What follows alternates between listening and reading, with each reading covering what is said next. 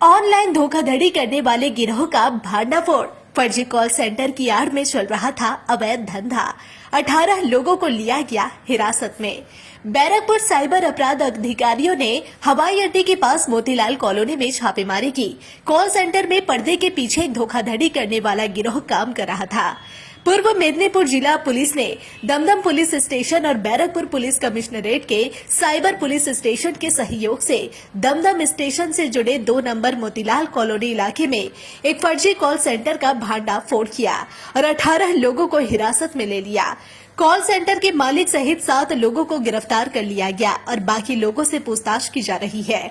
उक्त call centre से बड़ी संख्या में mobile, SIM card, landline phone और फर्जी दस्तावेज जब्त किए गए। जानकारी के अनुसार पूर्व मेदिनीपुर जिले के पांशकुड़ा थाने में साइबर ठगी की शिकायत दर्ज की गई थी। मामले की जांच करते हुए पूर्व मेदिनीपुर जिला पुलिस ने हुगली जिले के उत्तरपाड़ा से एक जालसाज को गिरफ्तार किया। उससे पूछताछ के बाद पुलिस को दमदम में चल रहे इस फर्जी कॉल सेंटर के बारे में पता चला। इसके बाद पूर्व मेदिनीपुर जिला पुलिस ने बैरकपुर पुलिस कमिश्नरेट के सहयोग से दमदम के उक्त इलाके में छापेमारी कर कॉल सेंटर से 18 लोगों को हिरासत में ले लिया। बताया जा रहा है कि 7 लोगों को गिरफ्तार कर लिया गया है। पूछताछ के दौरान पुलिस को पता चला कि उक्त क्षेत्र में किराए पर मकान लेकर फर्जी कॉल सेंटर चलाया जा रहा था। इसके एवज में 50,000 प्रतिमाह किराया लिया जाता था।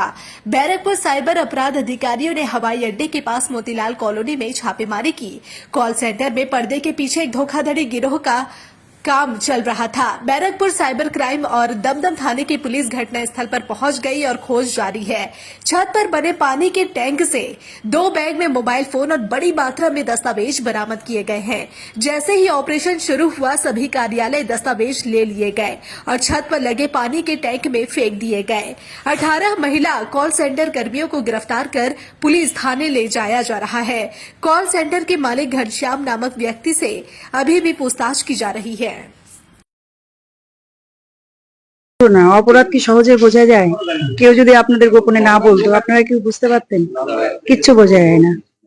ঠিক হয়তো কেউ খবর দিয়েছে, ভালো করেছে যে খবরটা দিয়েছে। আমি তো এই এতদিন তো বাস করছি, মোটামুটি আমি তো এদিক দিয়েও যাতায়াত করি, এদিক দিয়েও যাতায়াত করি, যেহেতু বাড়ি বাড়ি টিউশন করি। আমি নিজেও তো কিছু জানি না, কিন্তু এই হঠাৎ পুলিশ গাড়ি দেখার পরে তারপরে এখন সমস্ত কিছু বুঝতে পারলাম। প্রচুর পুলিশ এসেছে, আসাটা তো উচিত। এখানে অনেক মেয়েদের আনা ভালো ভালো ফ্যামিলিতে বাস করতো, কিন্তু আমি তো এই পরশুদিন এখানে প্রায় আমি যাতায়াত করি, টিউশন যাই। এটা ভাড়া দিয়েছে?